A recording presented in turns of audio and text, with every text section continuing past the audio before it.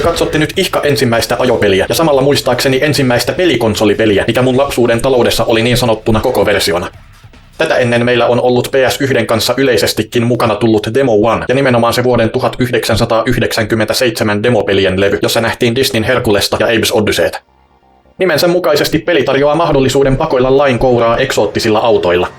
Valitsemistaan asetuksista riippuen ajoista voi saada todella intensiivisiä, esimerkiksi liittämällä hurjasteluun ajokilvan tekoälykuskia tai kaveria vastaan, puhumattakaan tiellä väisteltävistä sunnuntai-ajelijoista. Pelin PS1-versiossa poliiseilta kuultava dialogi jää jatko-osia yksipuolisemmaksi, kun sinivuokot vain huutavat megafoneistaan pysähtymiskäskyjä. Sitä vastoin pelin Windows-versiossa sekä jatko-osan molemmissa versioissa pelaaja saa kuunneltavakseen poliisiradion keskusteluja esimerkiksi tiesulkujen pystyttämisestä. PS2 tehdyssä Need for Speed Hot Pursuit 2 nähdään jopa helikoptereita, jotka saattavat pelaajan pysäyttämiseksi pudottaa teille pommeja. Sitä vastoin tässä pelissä poliisit tyytyvät piikkimattojen ohella tavanomaisiin kampituksiin, joilla pelaaja koetetaan saada edesvastuuseen ylinopeudesta.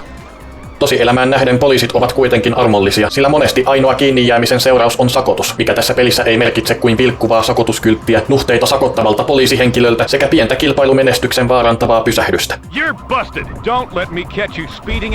Toki pelaaja voi myös joutua niin sanotusti putkaan niin, että kilpailu keskeytyy tämän osalta siihen paikkaan. En ole kuitenkaan vielä saanut selville, millaiset olosuhteet tähän vaaditaan, mutta joka tapauksessa poliisit antavat tätä ennen niin kutsutun viimeisen varoituksen. Siis yleensä. PS1-versiossa ei vielä edes näytetä poliisiviranomaisia polygonimalleina, toisin kuin Windows-versiossa ja pelisarjan myöhemmissä tuotteissa, joihin tuli mukaan myös vauriomallinnus. Vauriomallinnuksessa auto siis todellakin saa näkyviä lommoja ja muita vaurioita törmäyksissä tosielämän tavoin, mikä pelistä riippuen vaikuttaa myös menopelin ajettavuuteen.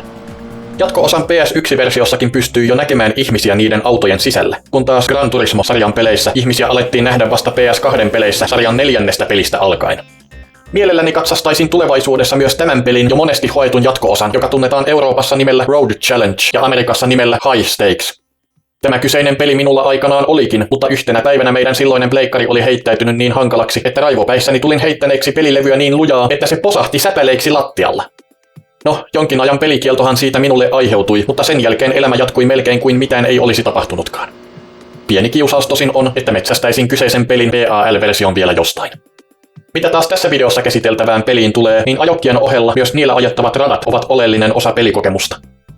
Hometown osuu paitsi nimeltään, myös ympäristöltään niin sanotusti naulan kantaan. Paitsi että se on ensimmäinen pelaajalle tarjottava ajorata, sijoittuu se maaseutumaiseen lähiöön, kuten minun lapsuuteni koti viime vuosituhannen lopulla.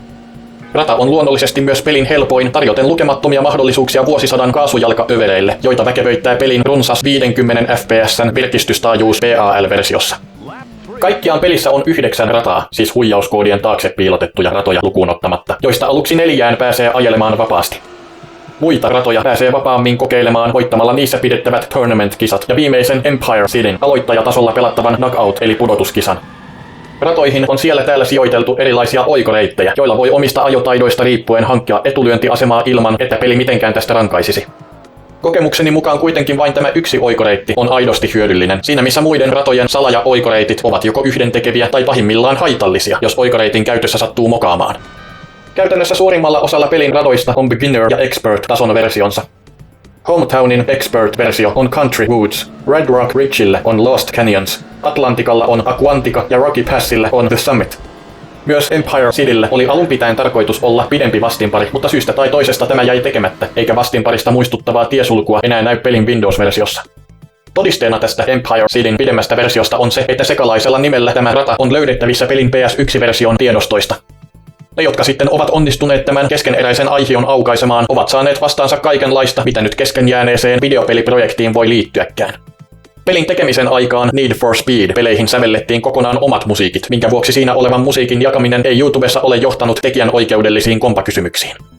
Kenties ainutlaatuisin ominaisuus pelissä on niin kutsuttu interaktiivinen musiikki, johon vaikuttaa esimerkiksi se, onko pelaaja johdossa, jahtaako häntä poliisi ja missä kohtaa rataa hän sattuu olemaan.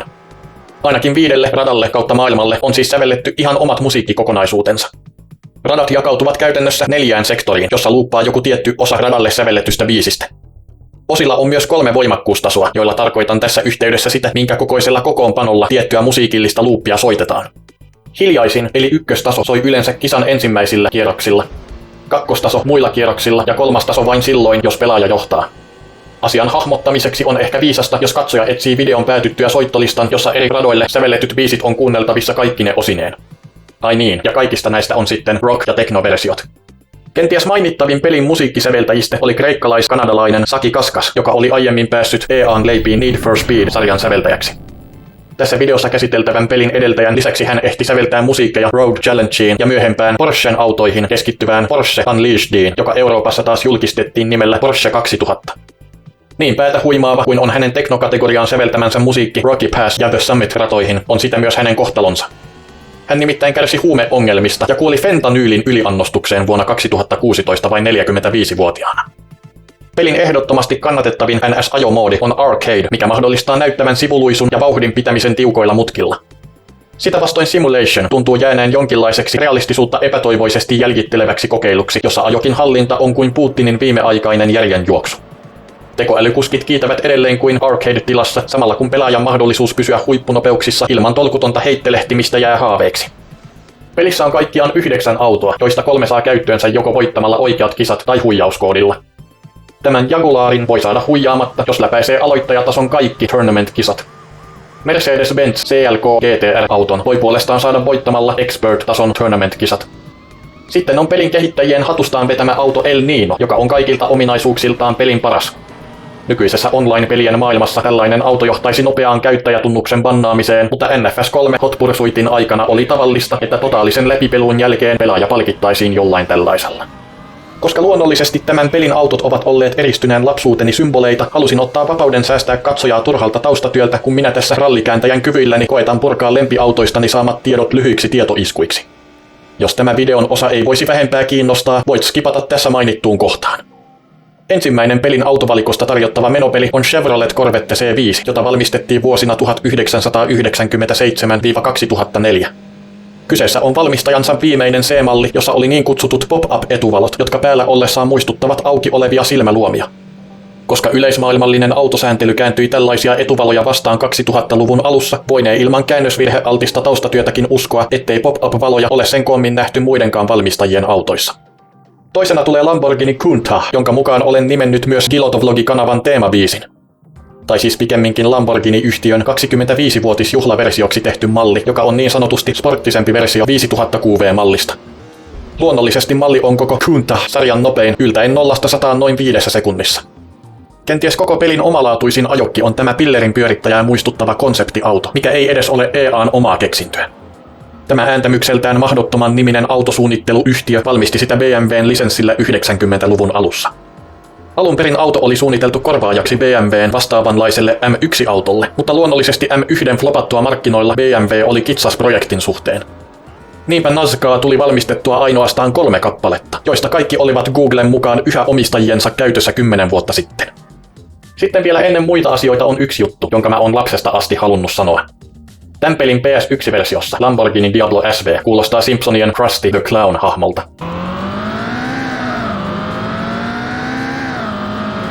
Ylipäätään autojen moottoriäänten matkiminen ajopeleissä on ihan oma lajinsa, missä tuskin päästiin lähellekään totuutta PS1 aikoina.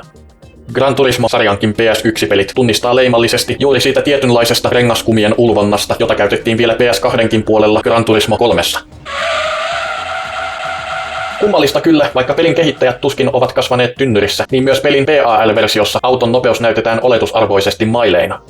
Vaikka vaihtoehtona on myös suomalaisille tutummat kilometrit, ei tällä liene muuta kuin esteettistä merkitystä, kun ottaa huomioon, ettei peliin ole sisällytetty yhtään ajorataa oikeasta maailmasta, minkä perusteella voisi aprikoida, kuinka totuudenmukaisesti pelissä tullaan kuvatuksi eri autojen suorituskykyä. Toisaalta taas tietty epärealismi oli ja on yhä Need for Speed-pelisarjan pointtikin. On myös aspekti, jossa PS1 rajallisuus jopa parantaa pelattavuutta, kun grafiikoita vertaa nykyaikana yleiseen fotorealistisuuden pakkomielteiseen tavoitteluun. Videopelaamiseen nimittäin pätee se, että koska pelissä tapahtuvat asiat eivät tapahdu oikeassa elämässä, niin aina realistiset grafiikat eivät palvele itse hauskanpitoa.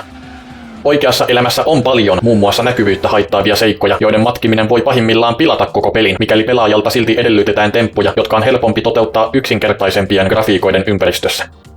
Minusta itsestä ainakin tuntuu, että kun pelialustoissa ei vielä ollut nykyisessä määrin muistia eikä prosessoritehoa, saattoivat pelitalot keskittyä nykyistä enemmän muihinkin videopelin aspekteihin. Muun muassa tässäkin pelissä voi huijauskoodeilla seikkailla esim. Lastenhuoneessa, ura-autoradalla, luolastossa, avaruusaluksella ja niin edelleen. Mitä enemmän polygoneja ja yksityiskohtia halutaan paikkoihin saada hyvien graffojen nimissä, sitä enemmän aikaa erilaisten ympäristöjen pystyttämiseen näyttää menevän. Tuskin keneltäkään on jäänyt huomaamatta, että yksittäisen konsolipelin kehitysaika on pidentynyt vuosien mittaan, ja siitä huolimatta monet pelit laitetaan markkinoille niin, että niitä päivitellään jälkikäteen. En ollenkaan vastustaisi, jos saisimme pelimarkkinoille takaisin tällaisia yksinkertaisia, osin primitiivisyydessäänkin hauskoja pelejä, joissa välitetyille symboleille voi kaiken hauskuuden lomassa hihitellä.